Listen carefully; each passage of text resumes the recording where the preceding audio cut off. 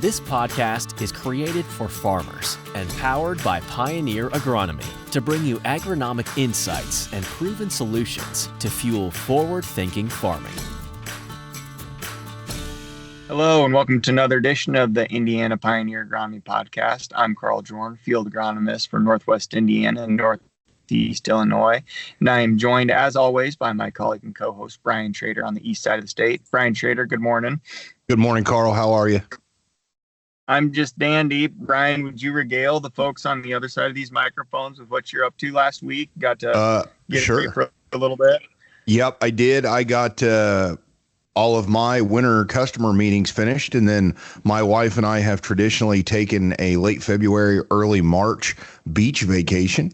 We used to go to Fort Myers Beach, and with Hurricane Ian, that made that a little bit difficult since it was destroyed. So we've now moved offshore. And so the last few years we've gone to somewhere in the Caribbean. This year we visited Jamaica for a few days at a resort and got to experience that.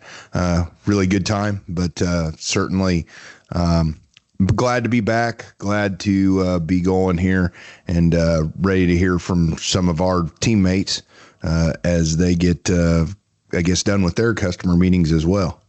Yes. So you'd made the allusion to the winter crop shops. That's something that us as agronomists spend an awful lot of time doing over, the weeks of late January and, early March. And so we thought this would be a good opportunity for those growers that maybe had not had the opportunity to attend a Pioneer Agronomy winter crop shop of sorts, to hear not just from us that they do, every couple of weeks, but hear from some of our colleagues as well with respect to things that they learned, things that they're promoting, things that they think would make for good practices given the current economic climate that we're all operating within.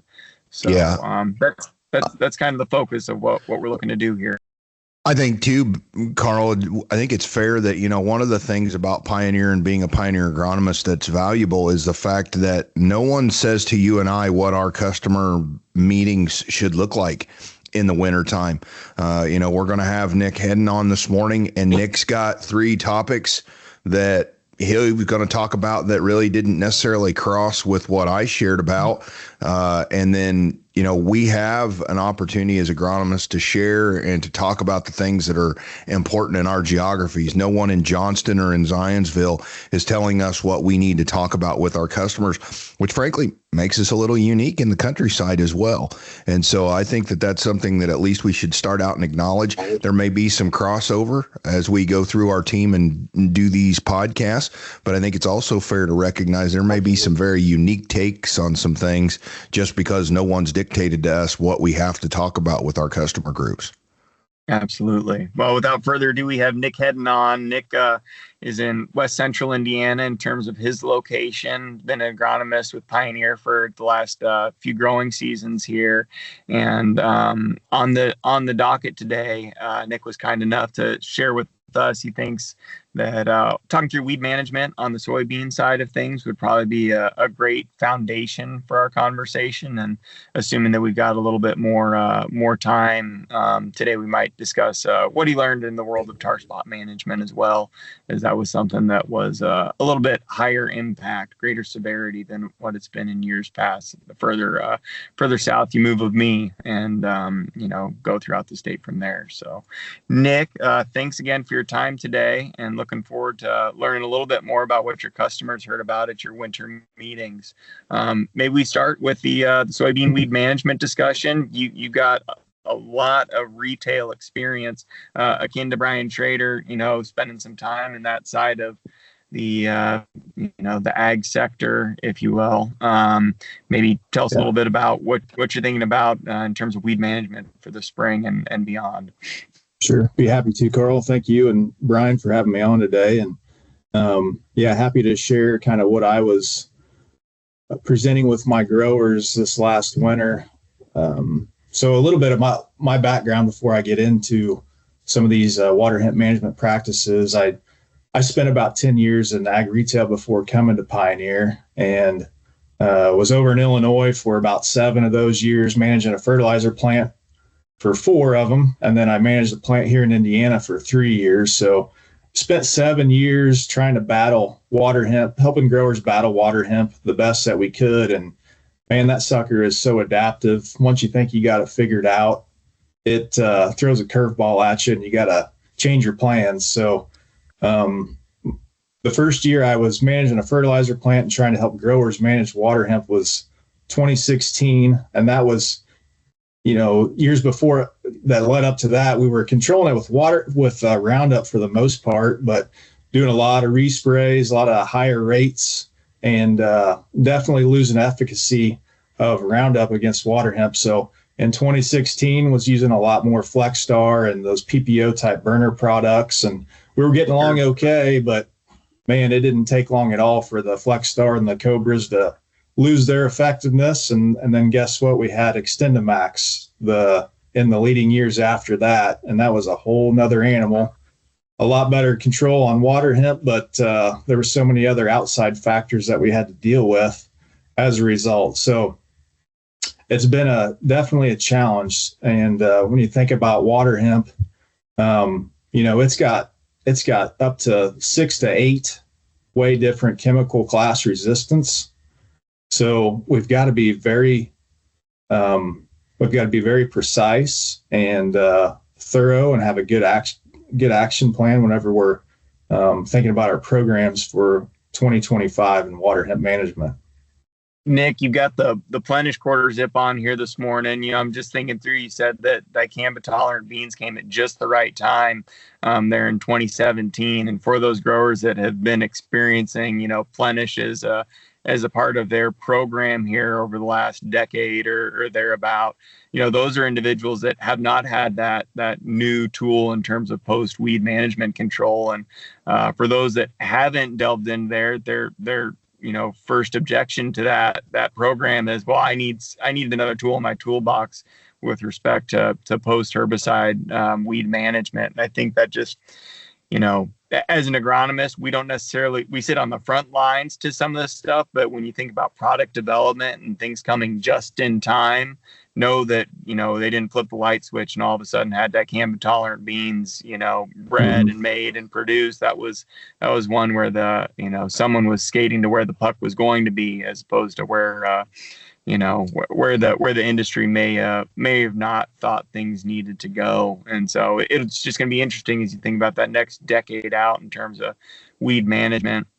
What is beyond dicamba tolerant soybeans that came about in 2017? Where will we be in 2027 and 2037? It's just it's interesting to think about what weed species continue to shift and adapt to our current farming practices, and what tools will we need to be able to help overcome them.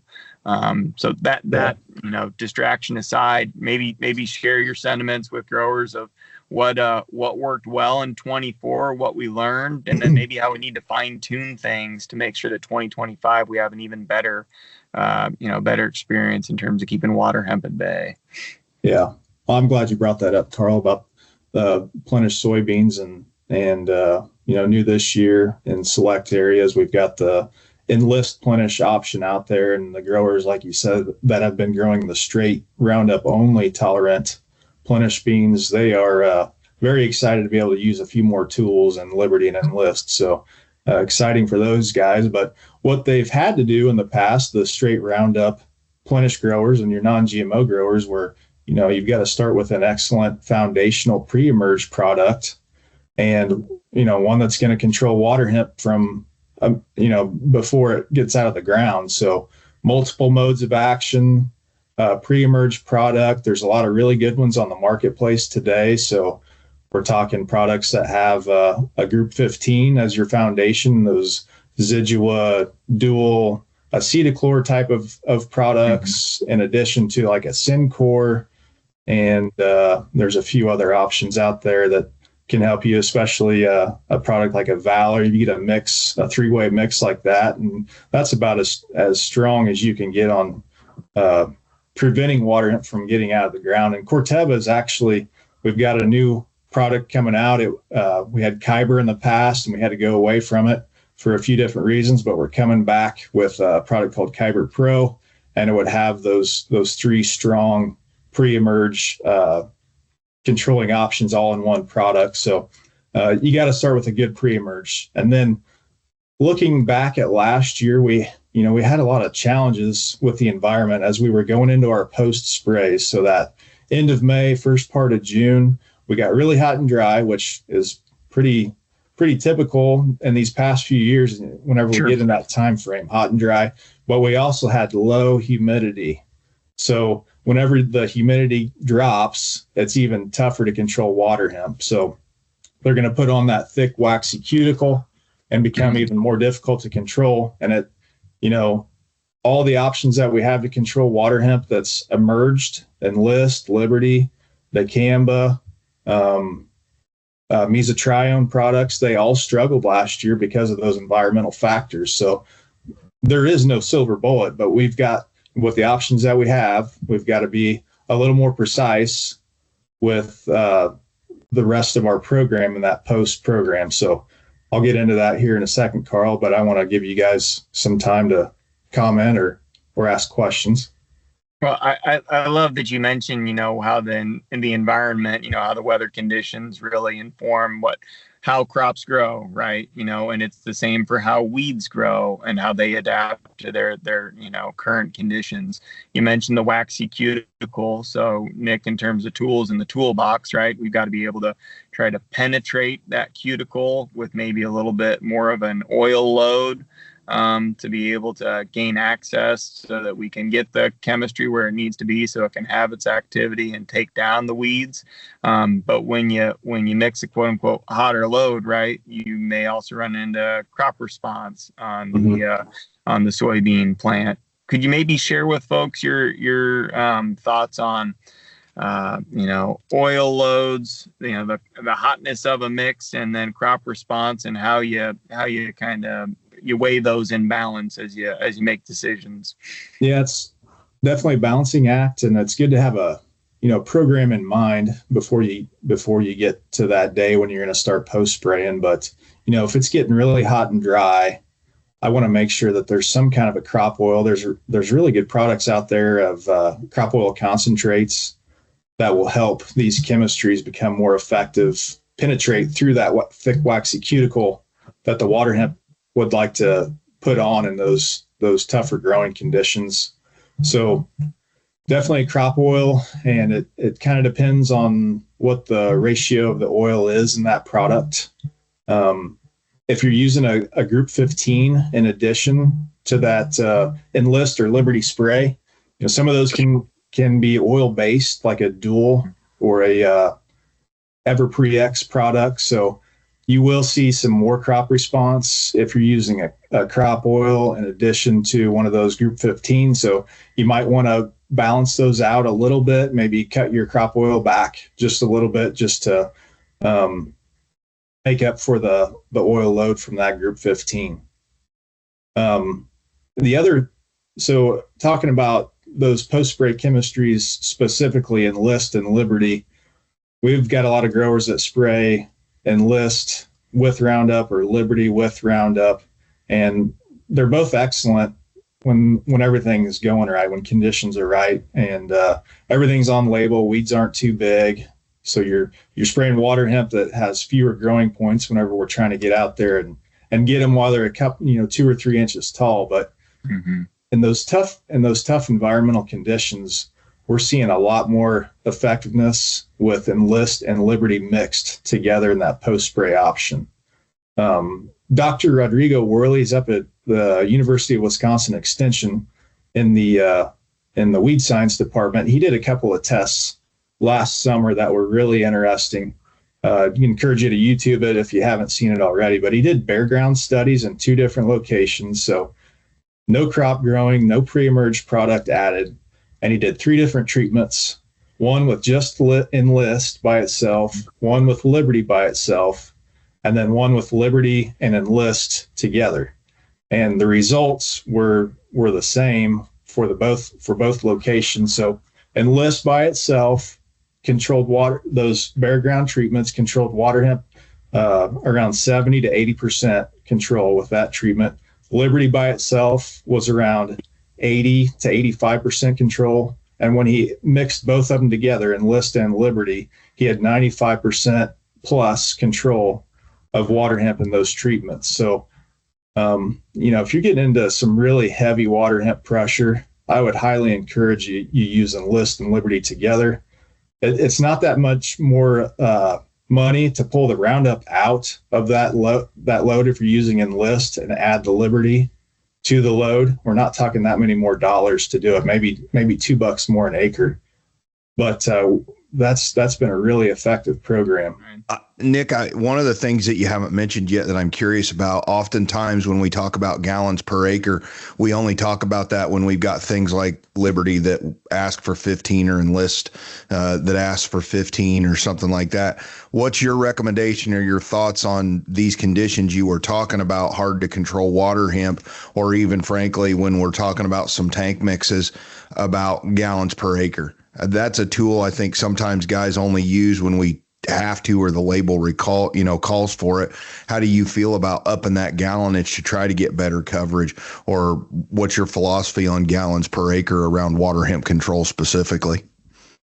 Yeah, anytime you've got Liberty in the tank, you really got to up your gallons to be at a 20 gallon per acre minimum. Liberty is a great contact killer, so you're not going to get that systemic activity like you will out of the Enlist. So with Liberty, you got to run at least 20 gallons and cover as many growing points on that water hemp as you can, because that's the name of the game with water hemp. Once it gets above 2 or 3 inches, that water hemp plant will just set so many more buds and branches. You've got to cover them all to take down that water hemp plant. So coverage is key. So 20 gallon minimum with Liberty, and at least 15 gallon minimum with Enlist. Nick, I think that was a great point there, and it dovetails with your comment earlier about 2 to 3 inch tall weeds. The number of growing points you have there versus a 4 to 6 inch tall water hemp plant. I mean, it's half if you go earlier, and so you got from an agronomist standpoint, you got twice as good a chance to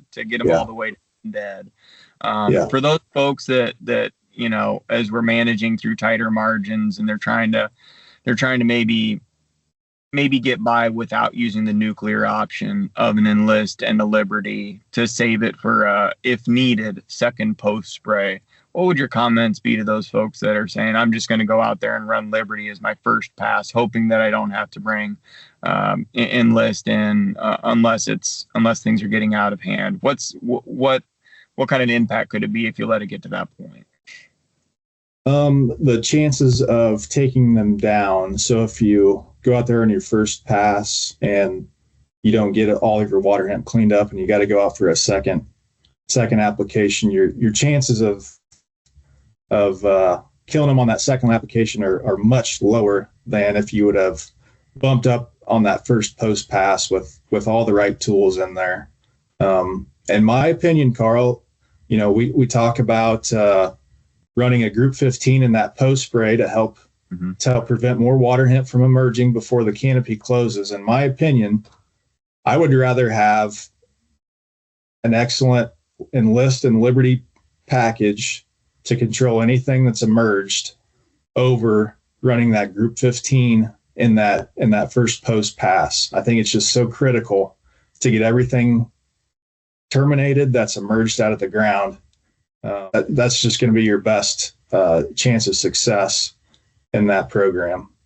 Yeah. No, appreciate those comments. I'm thinking about if you're running a race, right? And if you go ahead and you have, and you watch them run the 100 meters, right? You have folks that are starting, on the flat side of the track and at different parts of the oval. And it's this idea, if you nuke everything that's up, right, then we're all starting back at the same point. But in the event that you don't, then those are the plants that have the head start in terms of the weeds, and they're going to continue to outpace the rest of the pack the whole way because you didn't get that crippling control, that true mortality rate. So I think that's that I hadn't heard it stated that way, but yeah, as we're looking to prioritize things for this upcoming year with respect to weed management, maybe get more aggressive on the post investment as opposed to the residual investment. And there's a wide smattering of practices out there. The idea of including a a residual with that initial post pass. It's not, I can't say that it's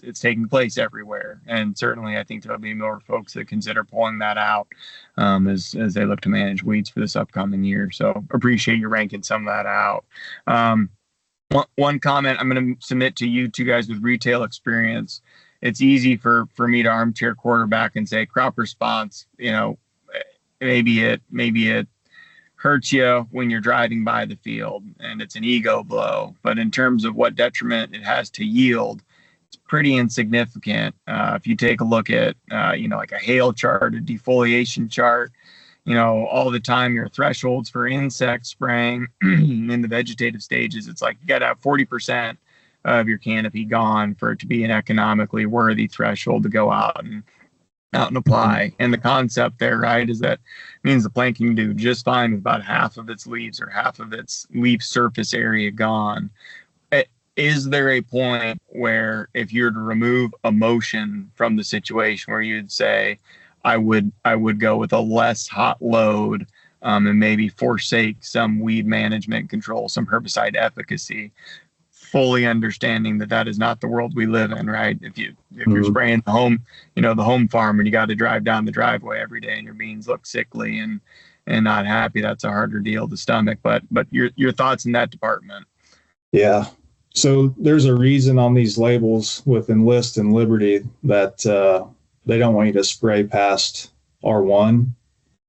And I think a big part of that reason is they don't want you blowing flowers off of that plant. So if we're going to go out there and run some of these hotter loads, we need to make sure that those beans aren't flowering. Because if they're not flowering, we can beat them up a little bit. But once they start flowering, that's when I start to get a little bit more concerned with, how hot these loads are going out.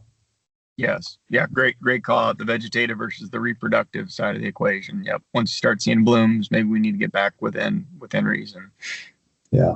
Carl, a couple more things. That we saw last year was some of those conditions that made it so tough. So they had growers miss a few weeds. We looked into the crop oil, the gallons like Brian and I discussed. Were you running Enlist by itself or were you running Enlist and Liberty? So a couple more things were having the right tips on the sprayer to provide the best coverage you can. And another one was, was your AMS load high enough? So AMS is really important, especially for Liberty to work right, but it's also really important for Enlist. So with Liberty, my suggestion is a minimum 3 pounds of AMS per acre, and Enlist, it's going to be at least 2 pounds per acre on those loads.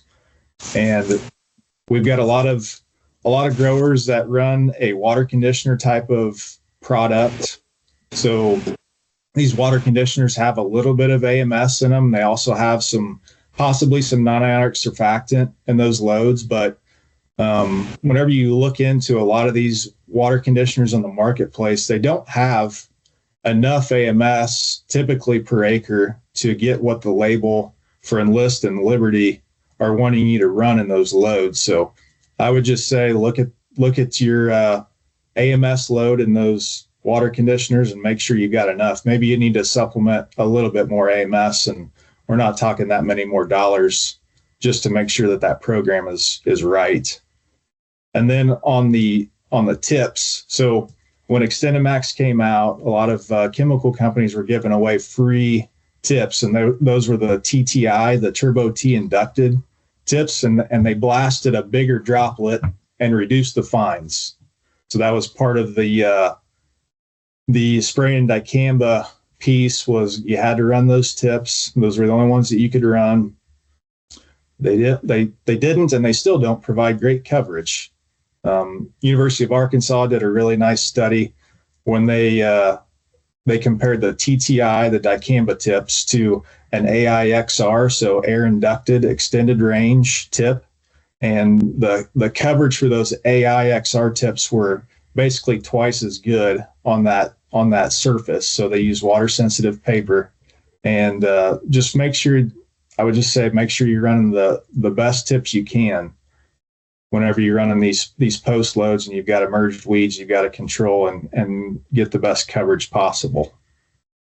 I think those are a couple excellent call outs. You think about the hangover effect of the Roundup Ready to Extend system. And if you hadn't maybe attended a winter crop shop in the past, or your retailer, didn't remind you, if you're, a spray your own type of guy, ensuring you have the right tips. And just to your point, AMS is important. It's valuable from a water conditioner standpoint, and ensuring good herbicide efficacy.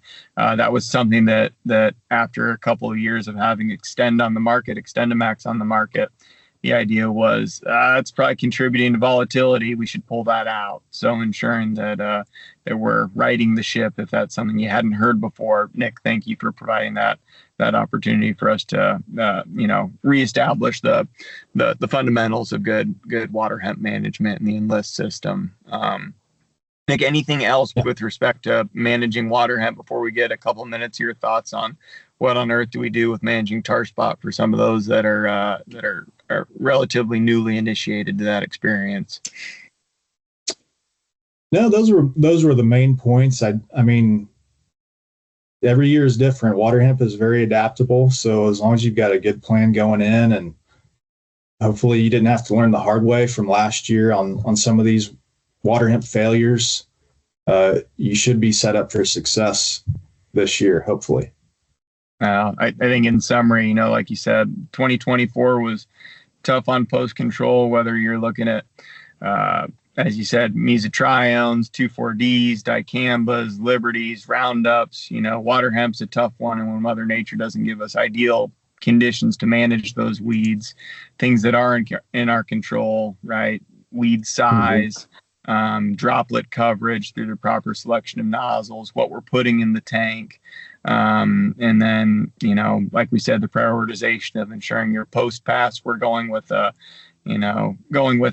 best option for water hemp control, and Liberty and Enlist, because if we just go Liberty, sure, we can up our gallonage to ensure you got better coverage. But if Mother Nature doesn't give you 90-degree days, 90% humidity and sunshine, leaning on that exclusively as your post, that's going to be a tall hill to climb. That's why we're fully invested in ensuring that Enlist is the ideal, partner in terms of managing weeds there. So appreciate your perspective there, and looking forward to seeing what 2025 brings to us in terms of managing water hemp. Maybe quick pivot to tar spot management, maybe for folks that don't live in West Central Indiana. Give them your quick rundown of what on earth happened in 2024 and what on earth they should do in 2025. Yeah, we had kind of an eye-opening situation for some growers in the area that I cover. So mainly tar spot was pretty hot and heavy in that you go from Tipton to Frankfort through Boone and Montgomery County over to Fountain to Warren. So pretty eye-opening. Growers haven't experienced some of the tar spot pressure that we had, like we did in 2024. And it really caused, I don't want to say overreactions, but just some experiences that they've never had before. So we've talked a lot about it this winter, and growers are thinking through this summer and how they want to tackle tar spot, whether it be just one really well-timed application or possibly two applications of a fungicide to combat the disease. But, there were certainly some different things that went on last year in 2024. I listened to Darcy Talenko talk at one of these meetings, and she's excellent, the Purdue plant pathologist. And, whenever you think about tar spot, you definitely have to think about the disease triangle first. So obviously, corn is a susceptible host for tar spot, and you got to have a pathogen. So 2 out of the 3 things for your disease triangle: susceptible host, a harmful pathogen. There wasn't one field at the end of 2024 that I didn't see tar spot lesions in a cornfield. So we know it's here, we know it overwinters, and it's here to stay. So kind of that third piece of the disease triangle is that favorable environment. So you just never know whether or not you're going to get that favorable environment to get the disease started or not. So unfortunately, we did see that environment creep up sooner in 2024 than most recent years. Yeah. So the first lesion that we saw tar spot that was identified on Purdue's tar spot tracker was June 10th. And that kind of alerted me and Brian early to go out and look, and we each found tar spot in our respective areas. And we thought, you know what, this could be setting up for a pretty tough tar spot year. Another thing that Dr. Tlenko mentioned that I thought was really interesting was, we talked about the disease triangle. You got to have all three of those things to have tar spot present. So temperatures in that 65 to 75 degree range, extended leaf wetness, humidity of 85% or above to see that disease start and initiate. But once we see those lesions move up the corn leaf and you see a lot of those shotgun blast looking leaves, the environment doesn't have to be as favorable, because all those black spots you see on the leaves, whenever they get to that point, are spreading. Each one of those black spots will throw spores out, and they'll throw spores up to 250 feet around that area. So once you get to that shotgun blast looking leaf, it's kind of game on for tar spot. And that's why you see it develop and continue to spread so rapidly. And we had those eye-opening fields last year. I was in eastern Montgomery County. I think it was around August 9th. So I was walking into a field with a Pioneer rep, and this corn was just beginning to dent. So typically in that final grain fill period between dent and black layer, we got about 30 days or so of that final grain fill period. So I was in there on August 9th. It was beginning dent. The milk line hadn't quite started yet. I was back there 20 days later, and that corn had already black layered and was completely dead. So we basically shaved 10 days off of that grain fill period because tar spot shut those plants down. So it was a huge eye opener in 2024. So as we talk with growers and we think about 2024 and how to manage for 2025, there's basically three big items that come to mind. What hybrids are we going to use to combat the disease? What fungicides are we going to use? When should we spray and how should we spray? So a lot of the meetings I've had with growers this year kind of cover those main four areas for tar spot management. So there's definitely differences in hybrid resistance to tar spot. Pioneer does a great job in our impact testing to rate these hybrids with tar spot tolerance, and we publish that data and we provide it for our growers. What to spray? There's a lot of different fungicides on the marketplace. There's some that, according to Purdue, have more effectiveness than others.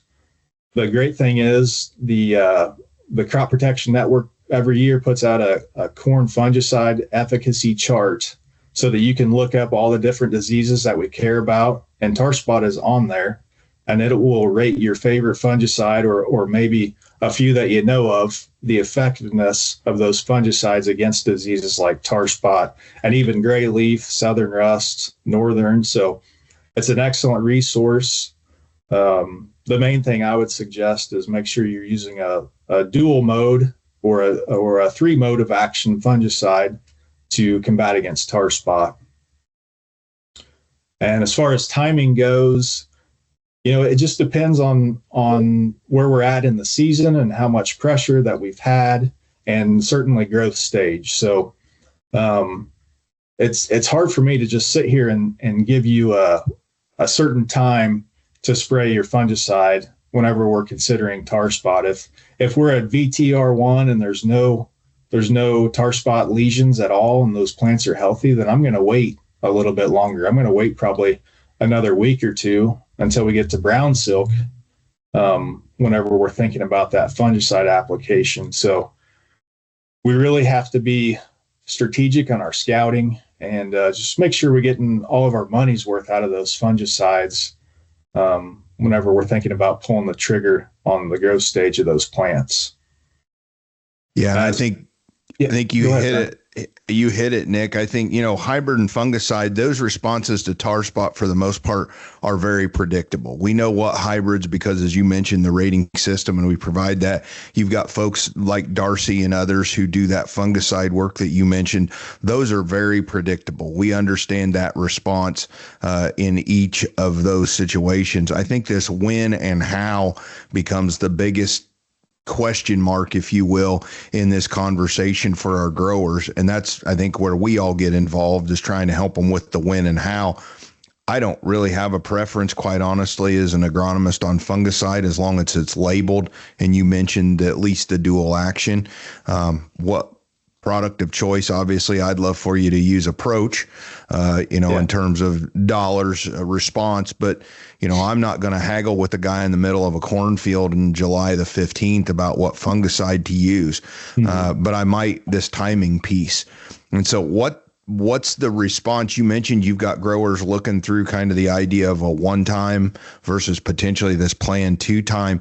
If you were looking at it from a percentage standpoint, as you've talked with guys this winter in your meetings and otherwise, what percentage is leaning toward the well-timed one pass, and what percentage is really thinking about this planned two pass if the tar spot is as heavy as what we anticipate it could potentially be? Yeah, that's a good question, Brian. I would say greater than 50% of growers are planning on a one-time application, but there are quite a few that are not going to be afraid to pull the trigger on a second application if it's warranted. We've seen the positive ROI from that in those super heavy tar spot situations last year, and I think we've got a little bit better of a handle on when to advise to go ahead and spray that second application based off of what we saw around here last year. So it's tough. It's tough for me to say, just because we don't know what this environment's going to bring in 2025. Pray to God we don't have a drought, but we may not be spraying any fungicide because the environment's just not there. So right, yes. We've just got to be cognizant of what the good Lord gives us in the growing season, and just kind of play it by ear. I know that's not a great answer, but that's all I can provide right now on March 10th. No, I think you're right. I think the other thing that I would add to this conversation is, for years, agronomists as our colleague Andrew Farrell says, my vintage, IPM was really beat into our head, this idea of integrated pest management. As we got biotech traits, the conversation about integrated pest management, about the level of disease, the level of pests that I have, and then making those decisions on applications, everything became very prophylactic, if you will. And we kind of walked away from this idea of IPM. And I think that we have to get back. We have to start to understand a little bit better of, you mentioned the disease triangle, but I think just this idea of how much of a pest do I have? How much impact is that going to be? What do the economics look like? And then that dictates my decision.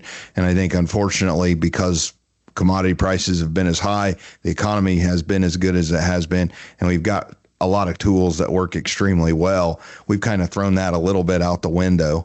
And so I think that a lot of these conversations, both with Waterhemp in some respects and tar spot, certainly, we've got to get back to this idea of, does it justify that second application, or a third, or a fourth, unfortunately, when we talk about Waterhemp sometimes. Yeah. So I think that's a good reminder, given where we're at economic wise. Mm-hmm. We're joined also by our colleague, Pat Regg. Pat, you are here. You heard this conversation. What some thoughts here as we get done with Ben today? Yeah, Nick hit a really important one there on the tar spot, since we're on that subject. So the leaf wetness index really plays into that factor as far as when it's going to blow up, and the timing and all those things with fungicide. And so one thing I would say when you talk about your integrated pest management approach is really monitoring that leaf wetness index. We've got an internal model, the Granular Insights fungicide timing program. Had a lot of growers that have participated in that and compared it to their own typical timing, if it's a tassel timing or a brown silk timing versus the model. The model does a really nice job, and we squeeze a few more bushels per acre out when we use the model. So that would be a nice way to get back into this integrated pest management approach. When we're seeing the disease, oftentimes we're probably behind the 8 ball, but the model can give us a 10-day to 2-week window to really get out ahead of it and get that fungicide put on at the right time. So that would be something I would be considering for 2025 is talking to my Pioneer agronomist, signing up some fields for the fungicide timing program. If tar spot shows up again, if we've got that leaf wetness index for hours every day and it develops, that would be a nice way to get the most out of your fungicide buck.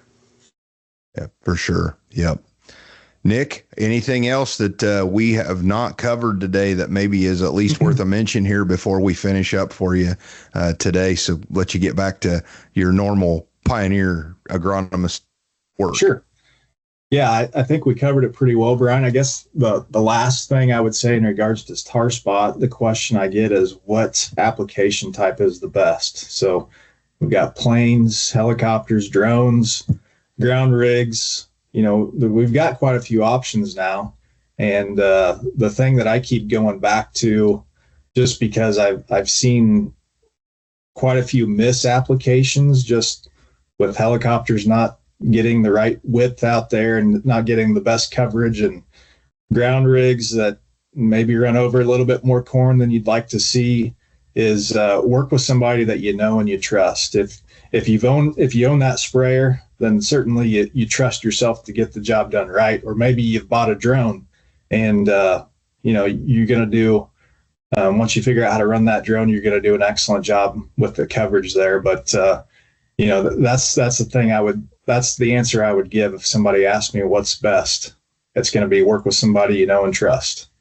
Yeah, I definitely would agree. I had a customer ask me that, and I will tell you that if done well and standing out in the middle of an 80-acre field, I'd be hard-pressed to tell you what particular item was used to spray those fields when you're standing out in the middle of a well-applied field, regardless of the technique. Pat, I know you guys have a lot of experience with the drones over there. I guess some thoughts on your part around that as well, since you're on the podcast with us.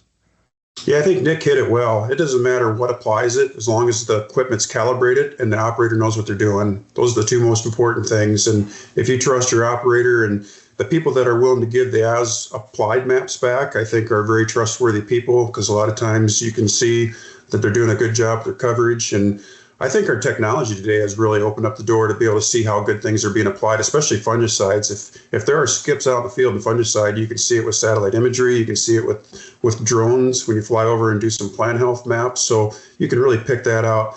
I think when it comes to spraying fungicides, the thing that I've learned just in the past couple of years here that I've never saw until recently is rain fast. So people don't talk about rain fast on products too often. But I had a fairly large field with a grower, 200 some acre field, was sprayed with a helicopter. Helicopter sprayed about half of it and got rained out, came back the next day and finished the field. There was a 25 bushel difference between what was sprayed on day one that got rained on and day two. So I think a lot of our fungicides have about a 2-hour rain fast if you look at the label. I question whether we need more time for that fungicide to get absorbed into the plant and really get protected as far as against diseases go. So that'd be something I'd watch. A lot of times you don't know when your fields are getting sprayed, if it's getting done by a custom operator, if it's a plane going through. And so kind of monitor that and make sure that that we don't get rain right afterwards. I'd be real nervous about whether we got a good fungicide application with rain following the application. Yeah, not a bad thought. I'd also, Nick, going back to your Waterhemp, I'd add that rain fast comment as well. You got guys that are hoping to take advantage of that humidity that's in the air that we talked about a little bit. And sometimes I think that we maybe push that window. We've historically thought that the rain fast on herbicides is a little bit better than what the label says, but I don't know that I think that's always the case. So with that, then I guess, Nick, we've talked about a lot of things. Your growers obviously have heard this conversation, but if you've got somebody that maybe heard the podcast today that is interested in reaching out and trying to understand a little bit of your expertise on water hemp control from your experience, or maybe you've got a grower in your area that would like to visit with you a little bit about his tar spot perspective, how could somebody get a hold of you or maybe follow along with what you're seeing in the field? Yeah, I'm not really active on social media. You can certainly email me at nick.hedden@pioneer.com, or certainly reach out to your Pioneer rep and he or she can get a hold of me, and we can get hooked up. All right. Well, we appreciate the time with Nick this morning. As we mentioned, this is just our opportunity to kind of go around the horn and hear what our Pioneer colleagues have visited with their local growers about. I mentioned, in the run up to our conversation with Nick, that this is a different conversation than what my growers maybe had, what Carl's growers have, or what Nick's hearing, because these are the items that are going on locally for us. And we talk about that often, that you've got, if you stack all of the agronomists across the Midwest side by side, you'd only need to drive about 40 miles before you ran into the next one of us. And so we've got fairly small geographies that allows us to have these one-off conversations. We appreciate Nick being with us today to be able to have that local conversation, that local feel with us on the podcast. So, Nick, thanks again for the time. Appreciate catching up with you. This is Brian Shrader, agronomist on the east side of the state of Indiana. Appreciate your time. Hope you enjoy the podcast. If you like the podcast, please give us a thumbs up, 4-star review, whatever it might be on your preferred podcast provider. And Carl, Ben, and I'll catch you on the next one. Thank you for listening to this episode from the Pioneer Agronomy team. Be sure to visit pioneer.com/podcasts to access additional episodes and learn more about our extensive on-farm data and innovative digital tools that are fueling forward-thinking farming.